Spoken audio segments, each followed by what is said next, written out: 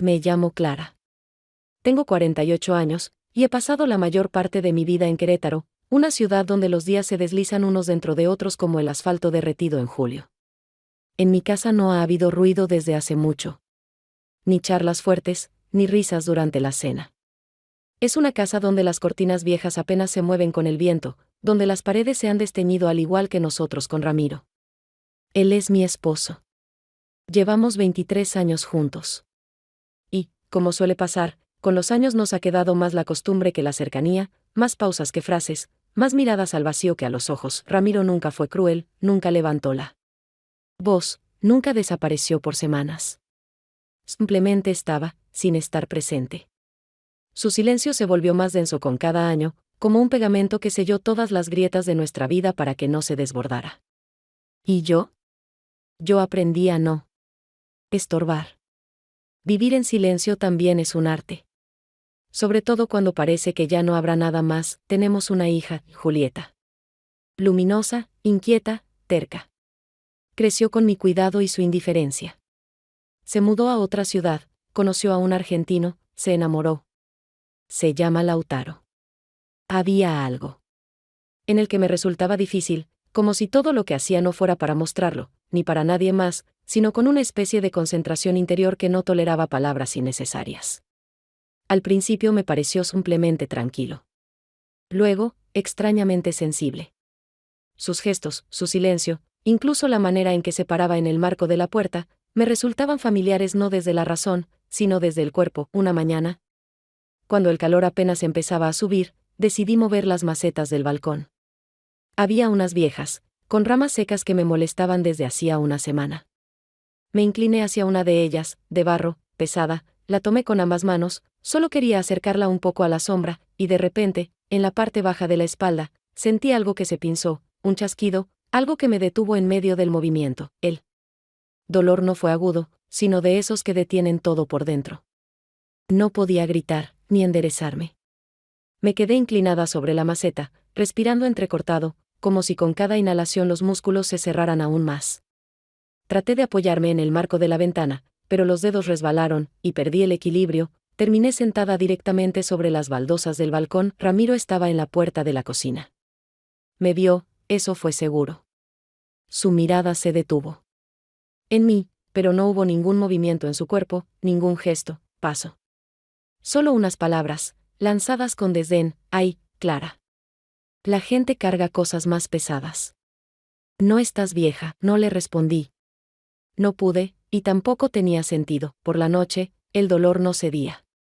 Apenas podía moverme, acostada de lado con una almohada entre las rodillas, y en voz baja llamé a Ramiro, que estaba en la sala mirando algo en la televisión. «Ramiro, ¿podés traerme las pastillas?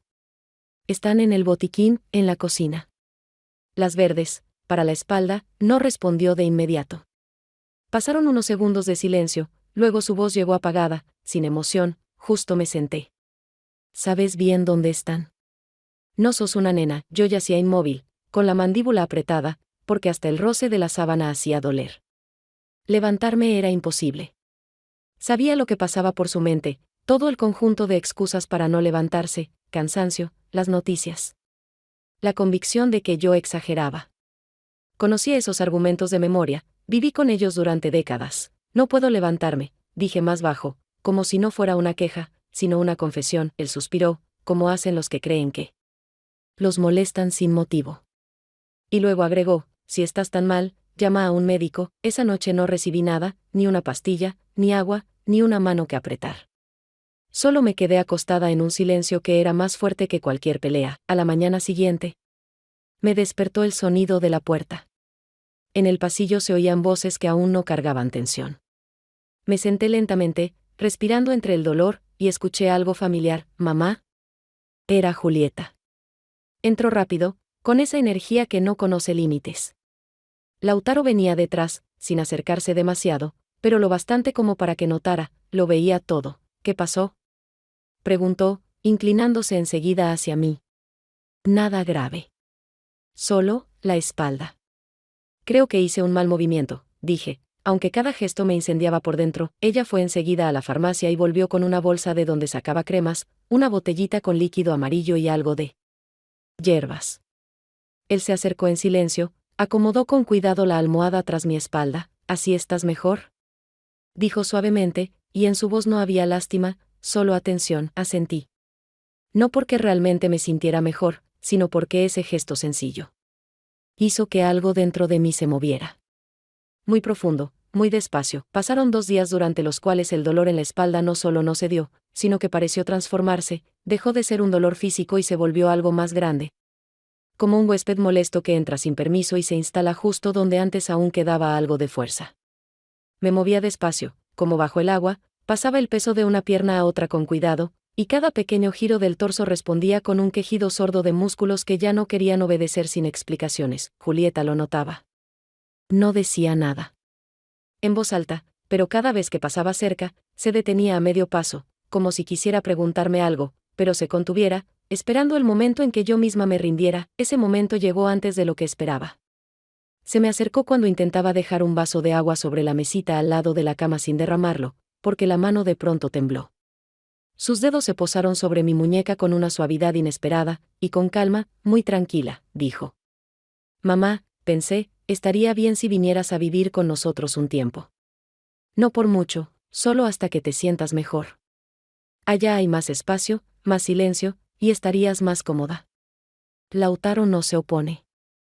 Al contrario, en su voz no había presión ni exigencia, solo algo que me recordaba mi propio tono cuando ella volvía a casa de niña con las rodillas raspadas y yo le ponía una venda sin siquiera preguntar por qué había caído. Al principio dudé, no entendía bien para qué, pero al final no discutí.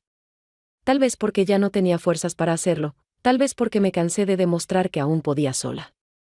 O tal vez, simplemente, porque quería estar cerca de personas que no pasaron de largo. Cuando me quedé inmóvil de dolor a la mañana siguiente, recogía mis cosas despacio, intentando no mostrar cuánto me costaba alcanzar cada una en el estante. Empaqué pocas cosas, una camisa de dormir, un perfume que no usaba hacía tiempo. Solo lo necesario para que mi voz no desapareciera del todo en una casa ajena. Su departamento quedaba en el segundo piso de un edificio antiguo, un espacio que alguien amaba. En el aire se mezclaban olores de jabón de limón, café y tostadas. No había esa tensión a la que yo estaba acostumbrada. Al tercer día me desperté antes que ellos. No por el dolor, aunque seguía ahí, de fondo, sino más bien por la sensación de que las mañanas pueden decir más sobre las personas que las noches. Me apoyé en el pasamanos, salí a la cocina con pasos lentos y lo vi. Lautaro estaba frente a la estufa. Preparaba mate con calma, concentrado, como si fuera más que una costumbre.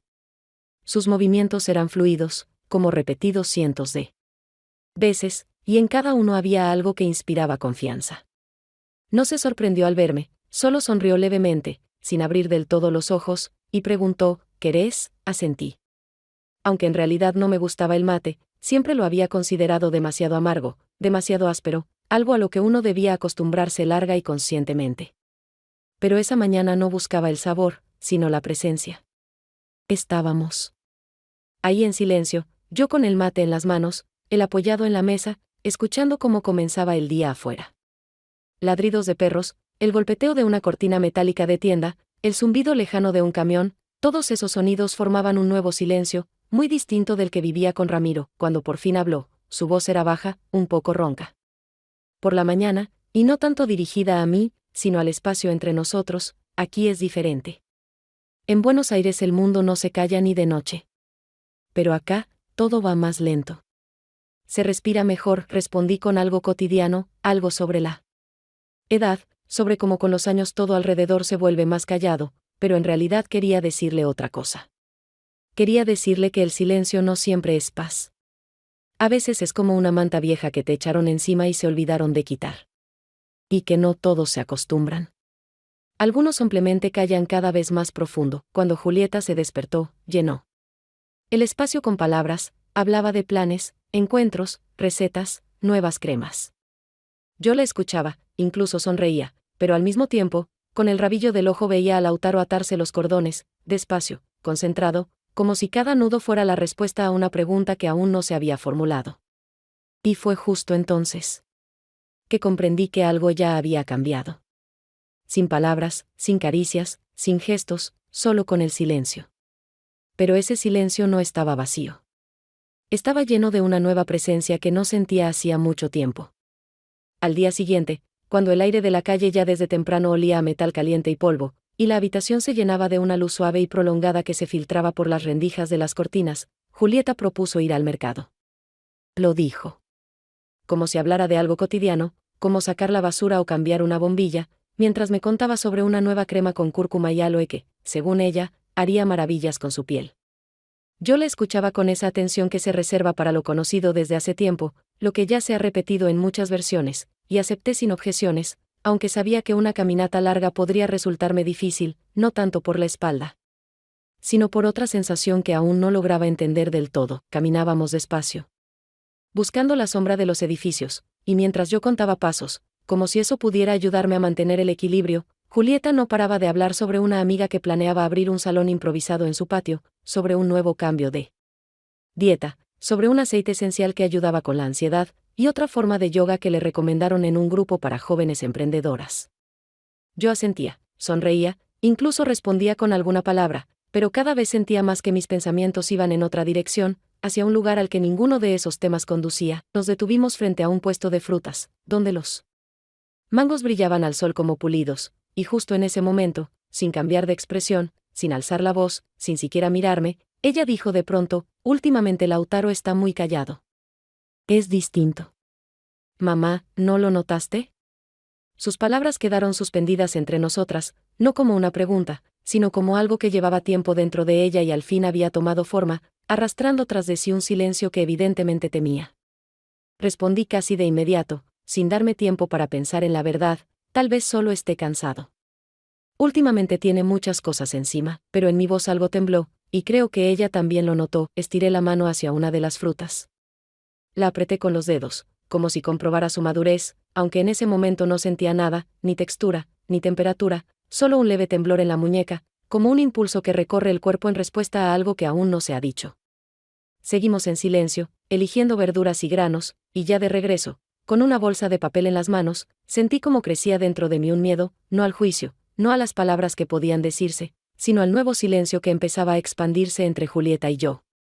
Ese silencio no era como el de casa con Ramiro, indiferente, habitual, impenetrable, sino uno que te obliga a mirar alrededor y buscar la mirada de quien ayer aún te hablaba como a alguien propio. Cuando volvimos a casa, se puso de inmediato a ordenar las compras, con movimientos precisos, tranquilos, casi automáticos, pero cada uno de sus gestos, cada palabra que decía, me parecía forzada, como si intentara llenar el espacio entre nosotras con detalles, solo para no dejar lugar a preguntas. Esa noche estuve mucho tiempo acostada sin cerrar los ojos, mirando el techo, escuchando el golpeteo del aire acondicionado de los vecinos, el crujido leve del suelo en la sala. Y cuando de pronto oí el sonido del agua en el baño, breve y claro, como si alguien solo se lavara las manos, supe que era Lautaro, y al mismo tiempo entendí que pensaba en él más seguido de lo que sería razonable, y eso ya no era sorpresa. Ni intento de explicarme por qué percibía algo familiar en su mirada, era una aceptación callada, una conciencia de que algo dentro de mí ya había empezado a cambiar. Aunque todavía no pudiera nombrarlo, 2 días después, cuando el calor no dejaba rincón de sombra en el departamento, cuando hasta el alféizar, normalmente frío por la mañana, estaba tibio al tacto, Julieta anunció que se iría por unos días a un retiro de yoga en Tlaxcala. Lo contó rápido, con entusiasmo, mencionando nombres de amigas con las que viajaría, las sesiones programadas, una dieta de desintoxicación que planeaban seguir juntas, y que necesitaba estar un poco a solas consigo misma, descansar del trabajo, de la ciudad, incluso de Lautaro, agregó en tono de broma, lanzándole una mirada breve, casi juguetona, que él recibió en silencio, sin objetar, sin sonreír, solo asintiendo levemente, como alguien que ha aprendido a aceptar todo sin resistencia. Su partida no me sorprendió. Pero el hecho de que nos dejara solos por unos días despertó en mí una extraña inquietud, difícil de definir, que traté de apartar de inmediato, con ese pensamiento desdeñoso de que no pasará nada, de que simplemente somos 2 personas bajo el mismo techo, una combinación circunstancial, y nada más. Me besó en la mejilla antes de irse, me dio algunas indicaciones sobre los medicamentos que debía tomar, y desapareció tras la puerta con esa forma ligera de caminar que tenía cuando salía a pasear. No como quien se va de su propia casa. Esa misma noche, cuando el departamento, repentinamente vacío, se llenó de un silencio que ya no se escondía detrás de la mujer que siempre hablaba, se movía, hacía llamadas, reorganizaba cosas, nos quedamos los dos en un espacio donde cada sonido, el clic del hervidor, el tintinear de la cuchara, el susurro de una página, empezaba a sonar demasiado alto. Lautaro preparó té verde con jengibre, aunque yo sabía bien que prefería su mate argentino o el café negro con leche que tomaba por la mañana mirando por la ventana. Colocó las tazas en el alféizar, salimos al balcón donde el aire de la tarde empezaba por fin a refrescar, y nos sentamos cada uno en su rincón, yo en una vieja silla de mimbre que crujía cada vez que me sentaba, y él apoyado con los codos en la barandilla, mirando hacia la oscuridad. Hice una broma sobre envejecer, sobre cómo la edad no es un número, sino una medida de cuánta distancia hay entre uno y el deseo de cambiar algo. Él no rió, no comentó, solo dijo, con ese mismo tono casual con el que hablaba del clima o del tráfico: vos tenés una energía joven, Clara. No sonó como un halago, ni como un intento de seducirme o consolarme, era más bien un hecho. Una observación dicha sin emoción, pero con la precisión de alguien que solo habla cuando realmente ve algo. No hablamos más esa noche, no porque no tuviéramos tema, sino porque parecía que, de mutuo acuerdo, habíamos decidido no llenar el espacio con palabras innecesarias. A la mañana siguiente, el departamento me recibió con un silencio que ya no era solo ausencia de sonido, era casi físico, denso, algo que rozaba la piel. El aire estaba inmóvil, pesado por el calor y por algo invisible que se había acumulado entre Lautaro y yo desde que nos quedamos solos.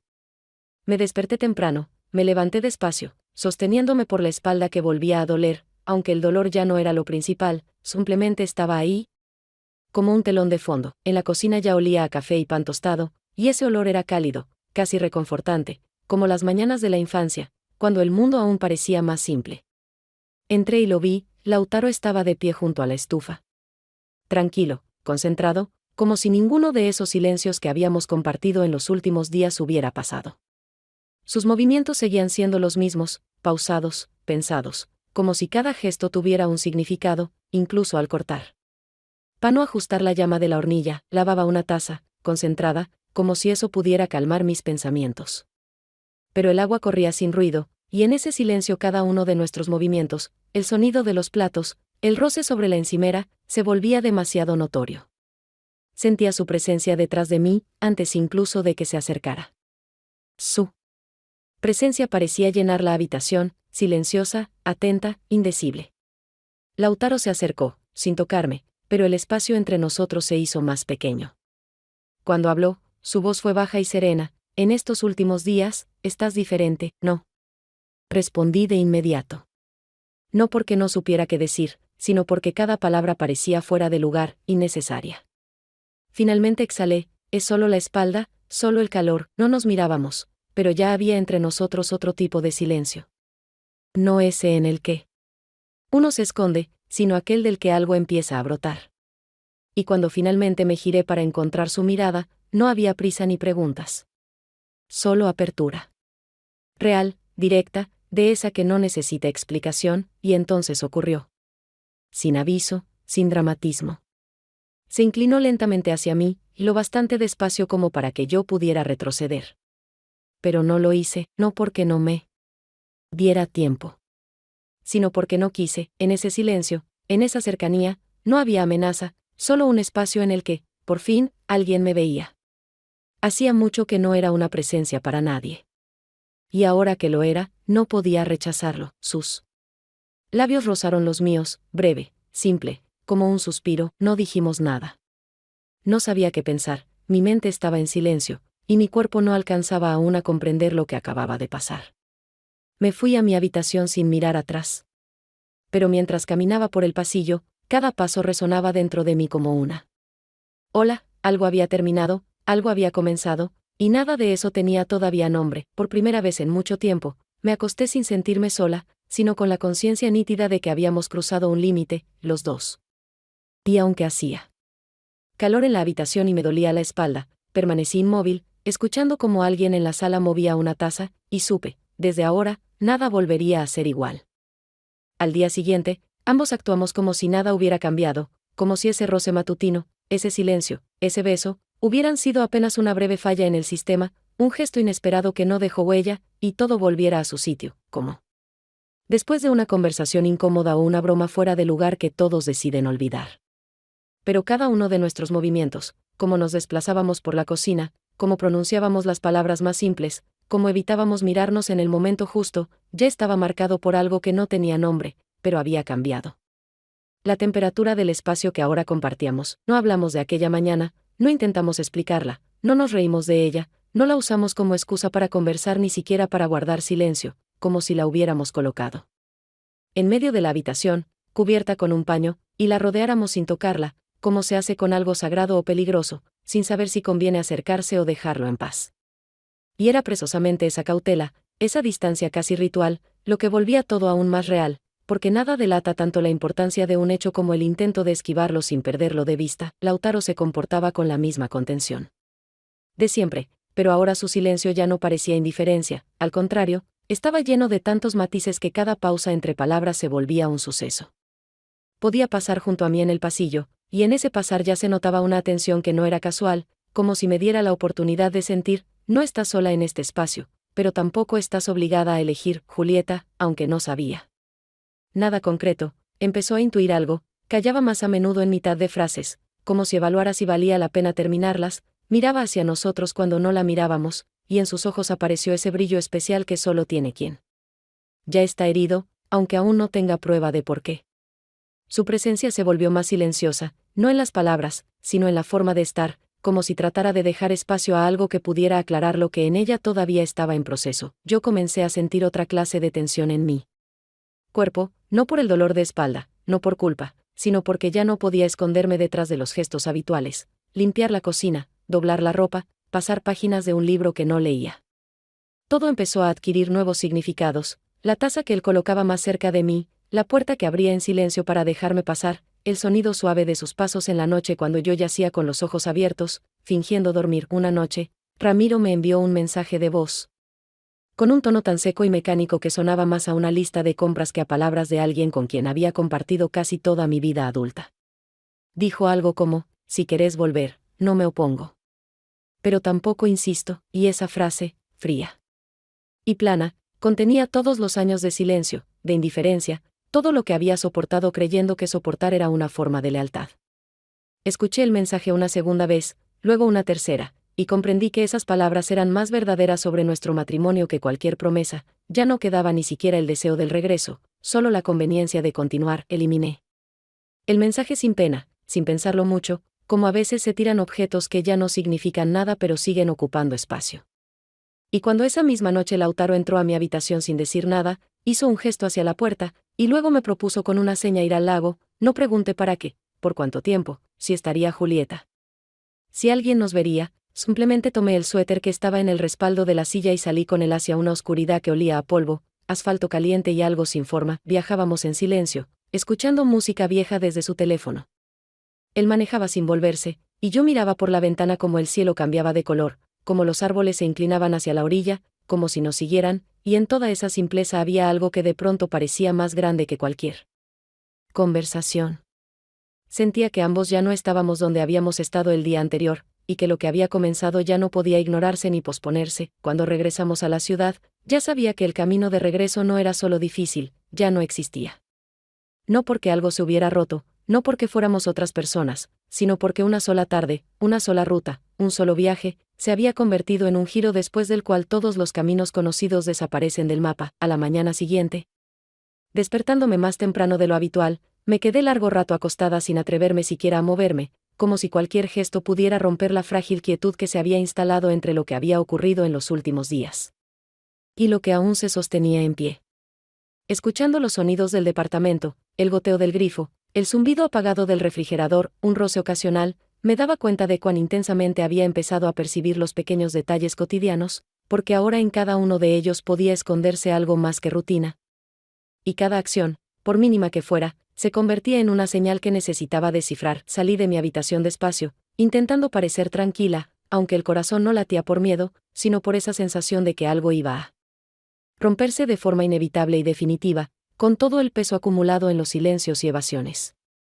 Y fue entonces, justo frente a la puerta del baño, que la vi, y una pequeña, plateada, con un brillo nacarado, una de las caravanas que Julieta me había regalado en un cumpleaños, antes de casarse. Estaba en el suelo como si se hubiera caído por accidente, pero recordaba bien que nunca me la había quitado ahí. Y eso me produjo una inquietud distinta, como si el propio espacio empezara a señalar que ya no era posible seguir evitando lo evidente. Levanté el pendiente, lo observé con atención, lo presioné contra la palma de mi mano, sentí el frío del metal, que me pareció dolorosamente real en contraste con todo lo demás que últimamente se volvía cada vez más difuso. Sin saber qué hacer con él, lo guardé en el cajón de mi mesa de noche, no para esconderlo, sino para poder recordarme, de vez en cuando, que incluso un detalle puede ser un espejo donde tarde o temprano se refleja la verdad. Julieta volvió. Esa misma tarde, su rostro mostraba cansancio, pero no físico, sino como si estuviera agotada por dentro, como alguien que intenta alcanzar su propio ritmo y ya no puede. Entró al departamento, saludó con frialdad, como si nos hubiéramos visto ayer, no se detuvo ni un segundo frente a mí y fue directamente a su habitación, como hacen los que no pueden mirar a los ojos porque ya sienten algo, aunque no estén preparados para oír la confirmación. Lautaro estaba sentado en el balcón, casi inmóvil, mirando hacia abajo, pero sin verdadera concentración, más bien con una especie de desconexión. Y esa distancia se volvió tan fuerte que no quedaba espacio para ninguna palabra. El silencio entre él y Julieta ya no se sentía, era la atmósfera misma. Como si el aire pesara, como si entre ellos ya no quedara nada que uniera. Esa noche, mientras yo yacía en la cama fingiendo leer, sin comprender una sola frase, Julieta entró en mi cuarto sin tocar, sin sentarse, sin acercarse. Solo se quedó de pie junto a la puerta, como una extraña que viene a decir algo obligatorio pero no está segura de querer oír la respuesta. Su voz sonó baja, firme, pero con una tensión apenas disimulada por lo cotidiano. ¿Vos notaste algo raro con Lauti? En esa pregunta estaba todo, la duda, la sospecha, la desesperación, y lo más doloroso, una esperanza muda de que yo respondiera que no, con sinceridad, sin dudar, con convicción. Opté por una respuesta que parecía segura, pero que incluso a mis propios oídos sonaba falsa. Solo está cansado. Mucho trabajo. No dijo nada más, solo me miró. Más tiempo del necesario. Y su mirada fue tan precisa, tan clara, que no pude sostenerla. Bajé los ojos, fingí un bostezo. Julieta salió. Sin decir buenas noches, sin cerrar la puerta de golpe, sin dejar nada. Excepto el aire pesado, que no se disipó por horas. A la mañana siguiente, durante el desayuno, hablaba poco.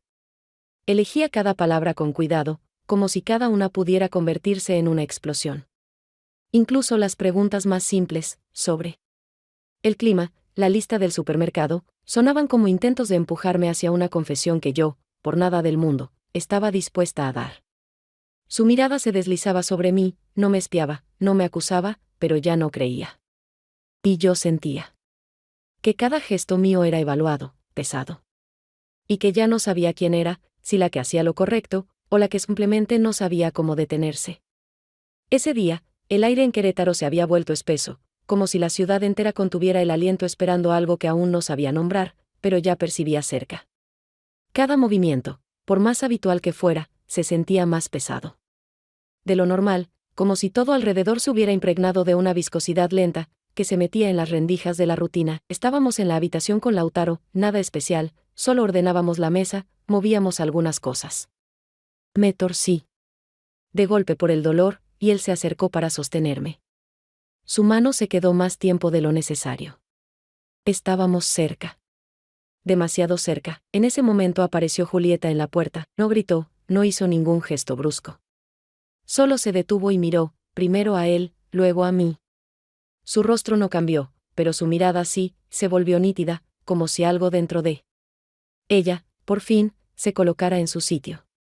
Y entonces dijo, sin alzar la voz, sin teatralidad: «Vos te estás acostando con mi mamá». Esas pocas palabras, simples en su forma pero insoportables en su contenido, rompieron de inmediato esa larga y delgada cadena de silencios que hasta entonces mantenía nuestros roles en equilibrio. Me puse de pie bruscamente, como alguien que es sorprendida de forma repentina, aunque sabía que ese momento llegaría. Y sin encontrar una respuesta mejor, solo exhalé. No fue así, pero en ese mismo segundo entendí que esas palabras, lejos de protegerme, eran una confesión. Porque no tenían claridad, ni certeza, ni explicación, solo un reflejo defensivo que, por el contrario, confirmaba la culpa.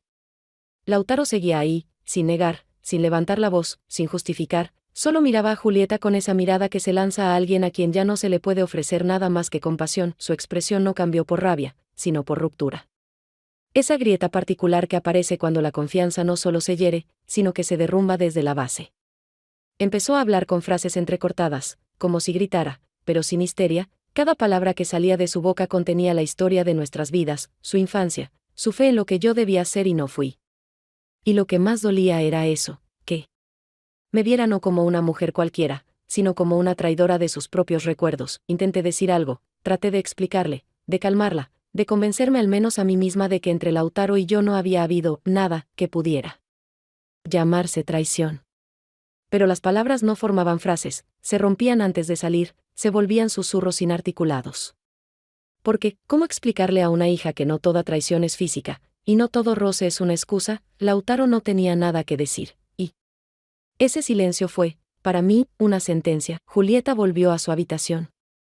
Sus pasos sonaban como golpes sobre la madera del piso. Y luego, todo quedó en silencio.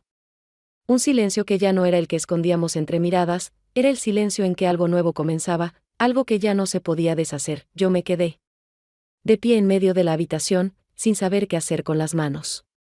Y en ese momento, la puerta se abrió por segunda vez, en el umbral apareció Ramiro. Su presencia fue tan inesperada que durante los primeros segundos pensé que veía un fantasma. No porque pareciera muerto, sino porque su aparición, tras tantos años de indiferencia callada, era algo impensable. Entró con calma, sin mostrar ninguna emoción, me miró con esa atención seca con la que antes revisaba si el grifo del baño perdía, y dijo con tono plano, sin sorpresa, sin reproche, sin inflexión: bueno, al menos alguien se atrevió a admitirlo. Esas palabras no hablaban de Lautaro y de mí. Hablaban de nuestro matrimonio. De las décadas vividas uno al lado del otro pero en mundos distintos, del silencio acumulado durante años hasta convertirse en nuestro único idioma. No respondí nada, no porque no tuviera que decir, sino porque su frase era el punto final de algo que, desde hace tiempo, ya había terminado. Julieta se fue por la mañana, cuando el cielo aún no había perdido su pálida claridad de antes del amanecer, y el aire en la habitación olía al fondo del café y a algo ya desvanecido, como recuerdos que se quedaron más tiempo del que debían. No se despidió, no dijo una palabra, no dejó una nota ni nada a lo que pudiera aferrarme, solo el sonido de las ruedas de su maleta sobre el piso irregular y el clic seco del cerrojo que se cerró tras ella. Yo estaba en la puerta de mi habitación, con una taza de café a medio tomar en las manos, y no pude pronunciar una sola palabra, porque sabía que ninguna de ellas tendría peso frente a lo que ya había ocurrido. Lautaro la ayudó en silencio a llevar sus cosas, sin tocarla más de lo necesario, sin intentar explicar nada, porque las explicaciones siempre suenan ridículas cuando el dolor ya se ha instalado en alguien y no necesita testigos. Sus movimientos eran cuidadosos, algo lentos, como si temiera hacer un gesto de más, capaz de herir aún más, aunque ya se hubiera hecho suficiente daño. Después de que el coche se fue, se quedó largo rato en el pasillo, apoyado en el marco de la puerta, con la cabeza baja y las manos vacías, y en esa indefensión había algo profundamente humano. Durante el día fue recogiendo sus cosas con lentitud, como si cada una de ellas fuese parte de una historia que no se puede simplemente guardar en una mochila. Su presencia en el departamento se sentía igual que su silencio, no opresiva, no violenta, sino tristemente suave, como la sombra de alguien que ya ha dado el paso pero aún no ha cruzado por completo la puerta. No hablamos, no por enojo, ni por agotamiento, sino porque cualquier palabra sería como una herida sobre una piel que ya empezaba a cicatrizar. Al anochecer, se acercó a la puerta de mi cuarto. Se detuvo un instante, no dijo nada, y con un leve gesto señaló hacia la salida, un gesto que preguntaba sin imponer. Me levanté, me puse el suéter que aún tenía el olor del detergente y de la ruta, y salimos del departamento sin decir nada, caminando como lo hacen quienes ya no necesitan explicarse. Manejamos hacia el lago, callados, escuchando canciones viejas que ya no emocionaban, pero que aún sonaban familiares. El camino estaba vacío, el mundo parecía apagarse a nuestro alrededor, como en una película justo antes de los créditos finales, y yo miraba la línea del horizonte hundirse entre las nubes, pensando solo en lo rápido que puede cambiar todo. Y en lo lento que se apaga después. Cuando volvimos, él no entró a la cocina, no tocó ninguna taza, no retomó ninguno de los gestos que antes hacían nuestras mañanas compartidas. Cruzó el pasillo, se detuvo por un momento, como si fuera a decir algo, pero luego simplemente desapareció tras la puerta de su habitación, sin ruido, sin despedida, como alguien que ya no está. Me quedé sola, en un departamento donde cada objeto parecía fuera de lugar, no porque alguien los hubiera movido, sino porque había cambiado la propia presencia, era otra, menos densa, como el aire después de una tormenta. Y cuando por la noche volví a sentarme junto a la ventana, sosteniendo la taza con cuidado para no derramar, comprendí, ahora sí estaba verdaderamente sola. Pero en esa soledad ya no había pánico, solo aceptación de que el silencio que quedaba tras él no era lo peor que podía haberme pasado. Pasaron varios días de silencio. Un silencio que ya no pedía palabras. Me despertaba temprano, no por ansiedad, sino simplemente porque el cuerpo ya no sabía dormir hasta el final. La luz entraba despacio a través de las cortinas, como un recuerdo que nadie había llamado. Preparaba café con la misma mecánica de siempre, sin expectativas, sin esperanza, sin necesidad. El mensaje de Ramiro llegó de pronto, unas pocas palabras secas. Había iniciado el trámite de divorcio. Sin explicaciones, sin reproches. Solo un formalismo. No sentí nada, solo un extraño alivio, como tras una tormenta larga que lo ha arrasado todo hasta el hueso. Un poco después escribió Julieta. No pedía perdón ni maldecía. Solo admitía que dolía, porque lo que creía inquebrantable, resultó frágil. Y al final, quiero que vivas. Aunque no sea conmigo, no era una bendición. Era un permiso. Y eso, de alguna manera, bastaba. Esa noche me senté con la taza entre las manos, sin esperar nada. Las semanas pasaban lentamente. El tiempo se había detenido en una rutina donde ya no dolía nada, pero tampoco tenía sentido. Ya no buscaba fuerza, solo costumbre, como un bote sin velas que flota apenas en la superficie. El pasado ya no hería, el futuro no llamaba. Un día frío por la mañana, apareció un mensaje de Lautaro: hoy sería nuestro aniversario. Pero supongo que ya no tiene sentido, sin nostalgia. Sin intento de volver. Solo un hecho. Y eso, quizás, era lo más honesto. No respondí. No por indiferencia, por claridad. Por primera vez, todo estaba en su lugar. Al pasar frente al espejo, me detuve. La mujer que vi no era una heroína. Pero era real. Sin ilusiones, sin miedo, sin necesidad de demostrar nada. Y, de pronto, eso fue suficiente.